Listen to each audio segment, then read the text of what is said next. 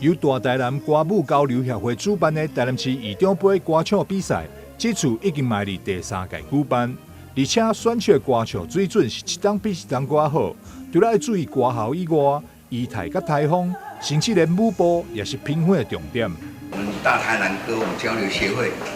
就是开办了这一场这个学员这个会员里面的会内赛。最主要的宗旨目的呢，就是让会员们他们能够从事一些娱乐，从歌唱里面去抒发他的身心灵发展。然后因为我们的创始会长刘鼎先生，他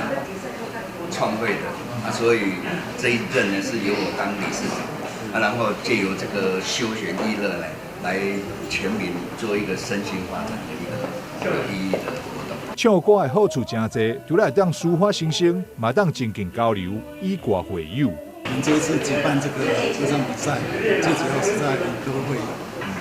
联谊大家会友的感情，